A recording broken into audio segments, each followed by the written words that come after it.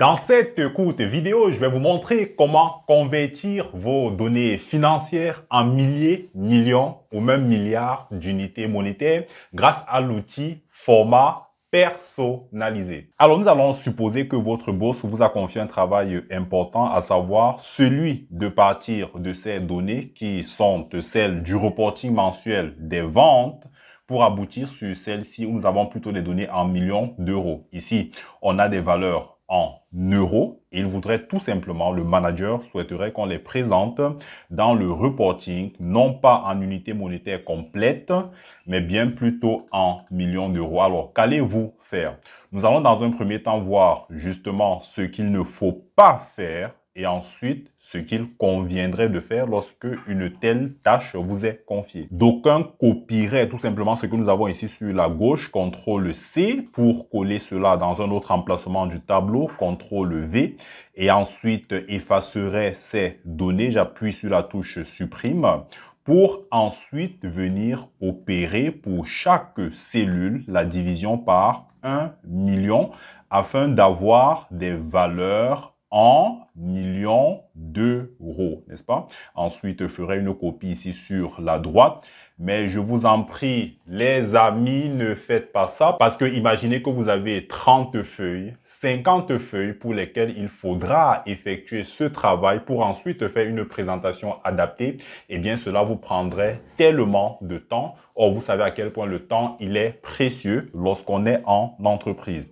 Alors, je vais tout simplement faire un retour en arrière. Je vais appuyer sur les touches CTRL-Z afin de revenir à la situation initiale.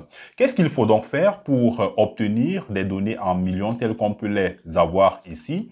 Première observation qu'on peut faire, c'est que sur la droite, je me suis servi de la fonctionnalité de format personnalisé et on peut remarquer que cela ne change en aucun cas le contenu de ma cellule, qui reste tout simplement identique à ce que nous avons ici sur la gauche. C'est exactement les mêmes valeurs en termes de contenu.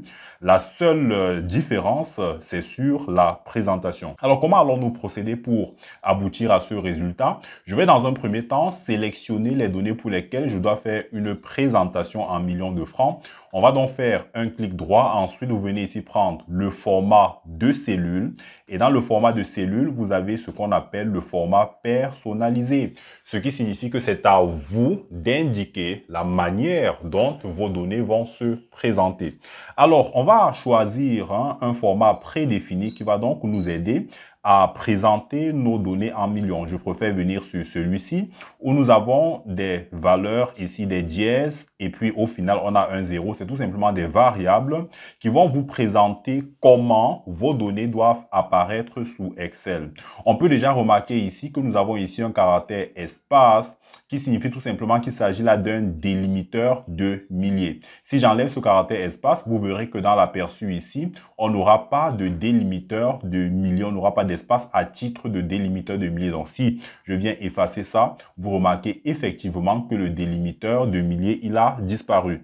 Je vais donc restituer mon espace, très bien. Nous allons justement nous servir du caractère espace pour supprimer les milliers qui ne nous intéressent pas. Vous allez remarquer que si je viens ici et puis j'ajoute un espace une fois, soyez bien attentifs à ce qui va se passer ici au-dessus. Vous verrez que le 729 qui représente ici le dernier millier va tout simplement disparaître dans l'aperçu. Donc si je viens ici, j'ajoute un caractère espace, vous voyez que le 729 qui apparaissait juste il y a un instant a tout simplement disparu.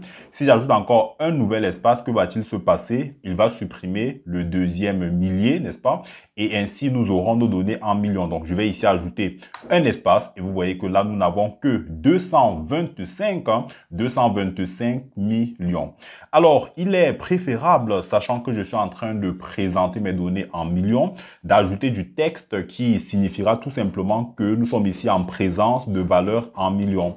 Je vais donc mettre des guillemets. Ensuite, j'ajoute un espace et puis je vais mettre M euros, n'est-ce pas? Pour dire que là, mes données se présenteront plutôt en millions. Donc, si j'ajoute des guillemets, vous verrez comment cela va se présenter dans l'aperçu. Et là, nous avons 225 millions d'euros pour la toute première cellule, n'est-ce pas? Moi, je pense qu'il serait souhaitable également d'ajouter une décimale parce que pour des valeurs en millions, les décimales comptent énormément. Pour les décimales, je vais tout simplement venir ici, juste après le caractère 0, mettre une virgule et puis on va ajouter un 0, n'est-ce pas? Cela signifie que on aura un chiffre après la virgule. Je pense que ça nous convient très bien. Je vais donc cliquer sur OK. Et là, bingo, nous avons effectivement nos données financières qui se présentent dorénavant en millions. Donc, voilà l'astuce du jour que je souhaitais partager avec toi aujourd'hui. Alors, si tu souhaites aller plus loin dans ton apprentissage d'Excel, j'ai produit un document, les 10 fonctions Excel à maîtriser en tant que financier, les 10 fonctions Excel qu'il faut absolument maîtriser en tant que financier. Il y a un lien dans la description pour pouvoir le télécharger gratuitement. Abonne-toi également à la chaîne et active les notifications afin de ne passer à côté d'aucune vidéo qui t'aidera à monter en compétences en compta et sur Excel.